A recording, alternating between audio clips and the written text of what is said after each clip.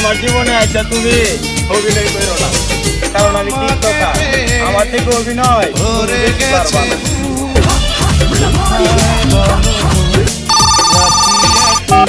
Hello, কেমন আছো তুমি?